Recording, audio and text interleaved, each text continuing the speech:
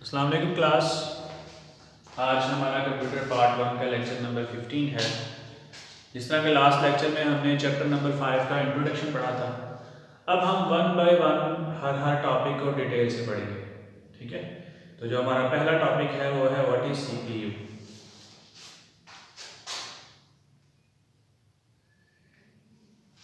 बहुत important topic है, short और लॉन्ग दोनों के लिहाज से।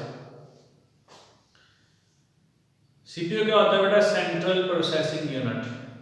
ठीक है, ये इसको हम नॉर्मल अल्फाज में प्रोसेसर भी कहते हैं। हमारे पाकिस्तान में एक कन्वेंशन है कि आप वो जो इतना सा एक आपको नज़र आ रहा होता है जिसके अंदर जिसको हम कंप्यूटर भी बोलते हैं, उसको हम सीपीयू बोलते हैं। ठीक है, असल में वो सीपीयू नहीं होता, उसको सिस्टम बोला जाता है या पर्सनल कंप्यूटर बोला जाता है। ठीक है, या माइक्रो कंप्यूटर बोला जाता है, ये तीन उसके नाम हैं। लेकिन उसको सीपीयू तो बिल्कुल भी नहीं कहना चाहिए। ठीक है, आपने अक्सर सुना होगा कि जनाब एक मॉनिटर है और एक सीपीयू है। कंप्यूटर में कौन सी दो चीज़ें होती हैं? मॉनिटर होता है और सीपीयू होता है। वो सीपीयू नहीं होता। ठीक है, सीपीयू उसमें बिल्कुल इतनी सी एक छोटी सी चिप होती है, तकरीबन ये साइज की। ठीक है, आपके बिल्कुल इतने इतने के साइज है। ठीक है, जितना 5 रुपीज़ का कॉइन होता है ना, उससे थोड़ी सी बड़ी आप कह लें। ठीक है, तकरीबन आप कह लें कि 1 and 1.5 स्क्वायर इंच आप कर सकते हैं। इतना सा वो उसका साइज होता है, छोटा सा। जो उसी जो बॉक्स है जिसके अंदर वो आप वायर्स भी लगाते हैं सारी मॉनिटर की और माउस की और कीबोर्ड की, और उसमें सीडी वगैरह भी उसमें एंटर करते हैं, और उसी से कंप्यूटर ऑन भी होता है। वो कंप्यूटर होता है, उसको पर्सनल कंप्यूटर कहते हैं या माइक्रो कंप्यूटर कहते हैं। ठीक है, या उसको सिस्टम बोलते हैं। बात समझ आ रही? उसको सीपीयू नहीं बोलना चाहिए। पहले तो ये गलती की एक तस्दीक कर लेते हैं। दूसरी चीज़ क्या है कि सीपीयू क्या है? उसके अंदर एक छोटी सी चिप है, ब्लैक कलर की होगी।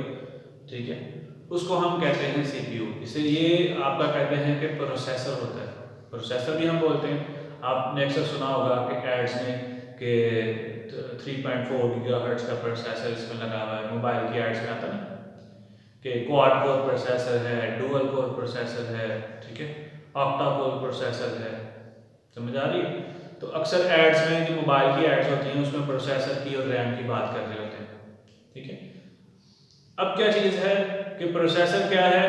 ये आपके कंप्यूटर का वाकई मेन पार्ट है, लेकिन इसकी वजह से हम पूरे कंप्यूटर को सीपीयू नहीं बोल सकते। ठीक है, कंप्यूटर का इसको हम कहते हैं it's a brain of the computer. ये कंप्यूटर का दिमाग है। जिस तरह अगर मैं देखूं तो मेरे जिस्म की बॉडी का कोई भी हिस्सा मेरी दिमाग की इजाज़त के बगैर नहीं चलता। मेरा माइंड पूरी तरह से मेरी बॉडी को कंट्रोल करता है। ठीक है, मैं हाथ हिला रहा हूँ, मैं जुबान हिला रहा हूँ, मैं लफ्ज़ सोच रहा हूँ, मैं देख रहा हूँ, मैं बोल रहा हूँ। ठीक है, वट एवर के मेरे कोई भी एक्शन परफॉर्म हो रहे हैं, मैं यहाँ पे कुछ लिख रहा हूँ, इस सारे के सारे एक्शन कौन कंट्रोल कर रहा है? मेरा माइंड कंट्रोल कर रहा है। ठीक है, सारे के सारे एक्शन परफॉर्म करने के लिए कौन कह रहा है? मेरा माइंड कह रहा है। ठीक है, और बॉडी इन एक्शंस को परफॉर्म कर रही है। या मैं चीज़ों को कैलकुलेट करता हूँ, सोचता हूँ, हिसाब किताब करता हूँ। ठीक है, परखता हूँ, जांचता हूँ, इवेलुएट करता हूँ। जितने भी काम हैं ये सोचने समझने से रिलेटेड, ये सारे के सारे काम कहाँ होते हैं? मेरे दिमाग में होते हैं। ठीक है, समझ आ रही है? तो अब वो सारे के सारे काम जो दिमाग में हो रहे हैं, ठीक है, वो क्या है? उसको हम कह रहे हैं कि सीपीयू का दिमाग भी वो क्या है? जो सिस्टम है कंप्यूटर, उसका दिमाग कौन सा है? सीपीयू। तो इसका मतलब सारे के सारे जो काम हो रहे हैं सोचने समझने से परखने से रिलेटेड, वो सारे के सारे कहाँ होंगे? सीपीयू में। ठीक है, और आपको पता है कंप्यूटर यही तो कार्यक्रम करता है, उसने मूवमेंट्स तो करनी नहीं होती। ठीक है ना, वो मैक्सिमम क्या करेगा कि कुछ आपसे डाटा लेगा, उसका रिजल्ट कैलकुलेट करेगा, आपको स्क्रीन पर डिस्प्ले कर देगा। ठीक है, और उसका काम ही सारा क्या है? सोचने समझने और कैलकुलेट करने और इवेलुएट करने और एनालिसिस करने से रिलेटेड। ठीक है, और वो सारा का सारा कहाँ पे करता है? प्रोसेसर में करता है। ठीक है, तो आसान अल्फाज में अगर मैं कहूँ तो जितनी भी वर्किंग है कंप्यूटर की, वो सारी का सारी कौन कर रहा है? प्रोसेसर या सीपीयू। ठीक है, मैं दोबारा बताता हूँ कि जितनी की वर्किंग है, जिसे हम कंप्यूटेशन कहते हैं या कैलकुलेशन कहते हैं, वो सारी के सारी कौन परफॉर्म कर रहा है? सीपीयू या सेंट्रल प्रोसेसिंग यूनिट या प्रोसेसर। ठीक है, बात समझ आ रही है? तो उसे हम कहते हैं सेंट्रल प्रोसेसिंग यूनिट। मदरबोर्ड के ऊपर, मदरबोर्ड आपको बेटा पता होना चाहिए, जो आपका सिस्टम है कभी उसको ओपन करें तो उसमें एक बड़ी सी चिप होती है, ठीक है, बड़ी सी, उसके ऊपर सारी चीज़ें आपने अटैच की होती हैं, उसी के ऊपर रैम भी लगी होगी, हार्ड डिस्क भी उसी के साथ अटैच होती है, ठीक है, आपका प्रोसेसर भी उसी के ऊपर लगा होता है, आपकी बाकी छोटी छोटी यूनिट्स वगैरह आईसी वगैरह भी उसी के साथ अटैच होते हैं, सारा का सारा वो मदरबोर्ड होता है, ठीक है। क्योंकि वो सारी की सारी चीज़ें उसके साथ अटैच होती हैं इसीलिए उसको उसका नाम रखा है मदरबोर्ड। इस तरह माँ आती है ना, वो सारे बच्चों को संभालती है, इसी तरह से वो जो कंप्यूटर की वो माँ है, ठीक है, सारे कंपोनेंट्स को उसने संभाला होता है, इसीलिए उसको क्या कहते हैं, मदरबोर्ड, ठीक है। अब आप मदरबोर्ड के ऊपर एक छोटी सी चिप लगी हुई है और सारी की सारी कैलकुलेशन कहाँ पे हो रही है, सीपीयू के अंदर। इसके दो पार्ट्स थे, कल भी हमने थोड़ा थोड़ा इंट्रोडक्शन पढ़ा था, आज थोड़ा डिटेल में पढ़ेंगे। दो पार्ट्स हैं, ALU arithmetic and logic unit और एक है control unit. Arithmetic and logic unit क्या है, अरिथमेटिक में क्या आएगा, प्लस माइनस मल्टीप्लिकेशन डिवीजन, ठीक है। ये जो हमारे बेसिक मैथ्स के रूल्स हैं ना, कुछ नंबर्स को प्लस कर दिया, कुछ को माइनस कर दिया, कुछ को मल्टीप्लाई कर दिया, कुछ को डिवाइड कर दिया, ये सारे के सारे काम कहाँ होंगे, अरिथमेटिक एंड लॉजिक यूनिट में, ठीक है। अरिथमेटिक यूनिट में क्या होगा, अच्छा आपने ये याद रखना है, कंप्यूटर के जब पार्ट्स की बात आए तो आपने याद रखना है कि सीपीयू के दो मेन पार्ट्स हैं, ALU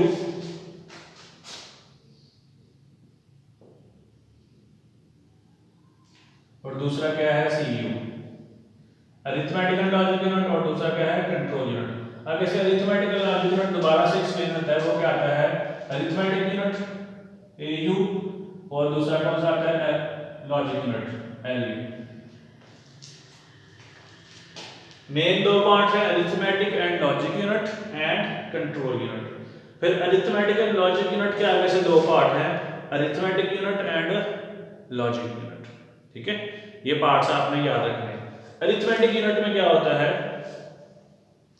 इसमें सारी आपके कह लेंगे अरिथमेटिक्स जो आपकी आ गई है, प्लस माइनस मल्टीप्लिकेशन, वो रही।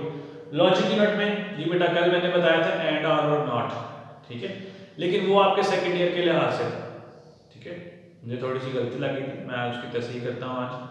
जो एंड और नॉट लॉजिकल यूनिट है ना, वो आप सेकेंड ईयर में पढ़ेंगे, ठीक है, वहाँ पे वो एंड और नॉट ही है, ठीक है। यहाँ पे जो हम कंप्यूटर के अंदर लॉजिकल यूनिट बता रहे हैं, ये कंपैरिजन से रिलेटेड है, कि आप डिफरेंट नंबर्स का आपस में कंपैरिजन करते हैं।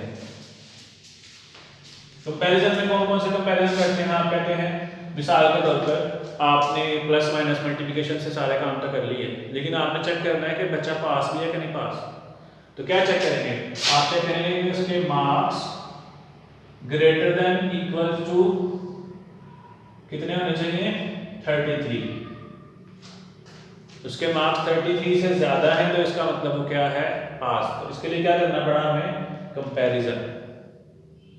कंपैरिजन में कौन से कंपैरिजन आते हैं, 3 कंपैरिजन आते हैं, लेस देन, ग्रेटर देन और इक्वल टू। क्या ये दोनों चीजें बराबर हैं, ये भी हम कंपैरिजन कर रहे हैं। क्या ये चीज उससे बड़ी है, ये भी कंपैरिजन है। क्या ये चीज उससे छोटी है, ये भी कंपैरिजन है, ठीक है। मिसाल के तौर पे दो नंबर आप देखना चाहते हैं, दो नंबर से एक नंबर है A और एक नंबर है B, आप चेक करना चाहते हैं कि इनमें से छोटा कौन सा है, तो क्या करेंगे, आप चेक करेंगे A लेस देन B, क्या A B से छोटा है, दैट इज कॉल्ड कंपैरिजन। तो इसे हम क्या कहते हैं, कंट्रोल यूनिट, ठीक है, कंट्रोल लॉजिकल यूनिट, सॉरी, इसे हम क्या कहते हैं, लॉजिकल यूनिट, ठीक है। लॉजिकल यूनिट में हम क्या करते हैं, कंपैरिजन करते हैं डिफरेंट नंबर्स का, ठीक है बेटा। इसके बाद बारी आती है कंट्रोल यूनिट।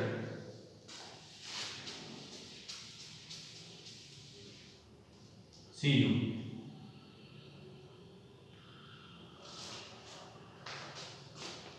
कंट्रोल यूनिट बेटा क्या काम करता है, जितने भी फंक्शंस हैं आपके कंप्यूटर के अंदर, उनका कंट्रोल करना किसकी जिम्मेदारी है, कंट्रोल यूनिट की, ठीक है। चाहे आप कोई, मैंने बताया था लास्ट टाइम, आप माउस को ऑपरेट कर रहे हैं, चाहे आप कीबोर्ड को ऑपरेट कर रहे हैं, चाहे आपने प्रिंटर में कोई कमांड दी है, चाहे स्क्रीन पे कुछ नज़र आ रहा है, चाहे आपने गेम प्ले की हुई है या बैकग्राउंड पे म्यूजिक प्ले किया हुआ है, व्हाटएवर जो भी आप काम कंप्यूटर में कर सकते हैं या जो भी काम कंप्यूटर में हो सकते हैं, ठीक है। कुछ काम है जो आप करते हैं, कुछ काम है जो आप नहीं करते लेकिन कंप्यूटर को परफॉर्म करता है। मिसाल के तौर पर रखना कौन सा है और उठाना कौन सा है। कभी आपने बताया कंप्यूटर को? आप जस्ट डबल क्लिक करते हो, उसको खुद पता है कि मैंने रैम में इसका डाटा उठाकर लोड कर देना है, क्योंकि उसने आगे से एग्जीक्यूट होना है। ये काम कंप्यूटर खुद कर रहा है। जितने आप कंप्यूटर के साथ फंक्शन परफॉर्म करते हैं, इससे कहीं ज़्यादा कंप्यूटर अपने साथ ही कुछ फंक्शंस परफॉर्म कर रहा होता है ताकि वो चीज़ों को चला सके। ठीक है, ऑपरेटिंग सिस्टम के काफ़ी सारे फंक्शंस लोड होते हैं। ठीक है, अब ये जितने भी काम आप कह रहे हैं और जितने भी काम कंप्यूटर में हो सकते हैं, ठीक है, जो ऑपरेटिंग सिस्टम वगैरह कर रहा है या विंडोज़ वगैरह कर रहे हैं, ठीक है, ये सारे के सारे काम कहाँ से कंट्रोल होंगे? कंट्रोल यूनिट से। ठीक है, एक सारे के सारे काम कहाँ से कंट्रोल होंगे?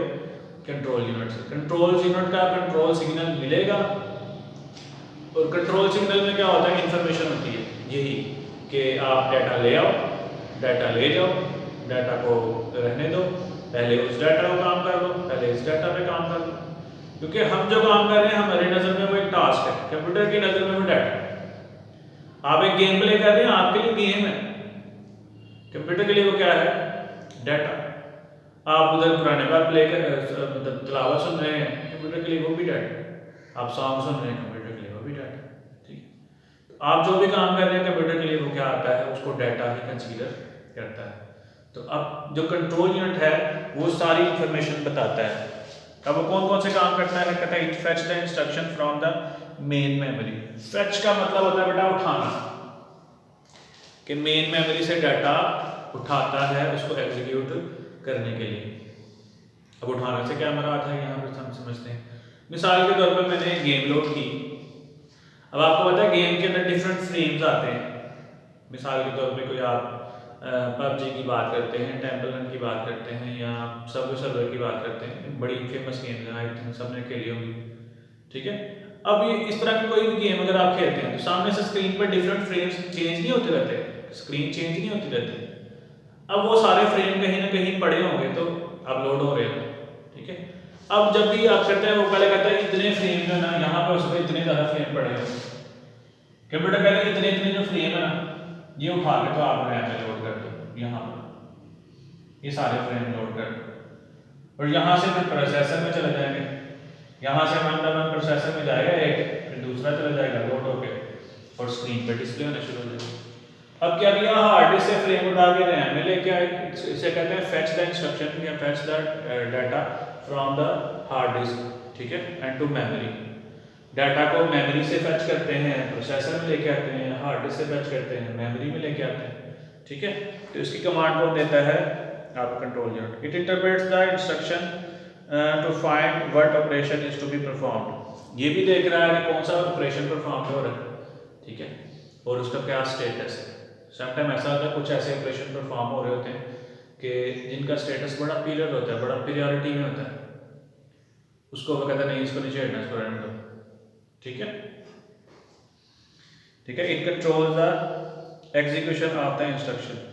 क्या करते हैं वो जो एग्जीक्यूशन हो रही है यहाँ पर, एग्जीक्यूशन का वर्ड बेटा बार बार यूज होगा, इसको समझ लें। ठीक है, एग्जीक्यूशन का मतलब है किसी काम को परफॉर्म करना, किसी चीज को चलाना। ठीक है, मैं कहता हूँ कि मैं गेम खेल रहा हूँ, कंप्यूटर की ज़बान में हम कहते हैं हम इस गेम को एग्जीक्यूट कर रहे हैं। मैं कहता हूँ मैं एक सॉफ्टवेयर चला रहा हूँ, लेट्स से गूगल क्रोम है, या मैं कोई कैलकुलेटर चला रहा हूँ। कंप्यूटर में क्या कर रहे हैं? कंप्यूटर क्या कर रहा है? इस कैलकुलेटर को एग्जीक्यूट कर रहा है। ठीक है, तो ये चीजें हैं हमारे पास।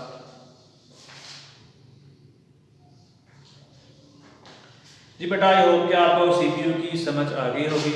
नेक्स्ट लेक्चर में इंशाल्लाह हम मेन मेमोरी को डिस्कस करेंगे कि मेन मेमोरी में कौन कौन सी चीज़ें हैं और किस तरह से वो आपस में रिलेट करते हैं।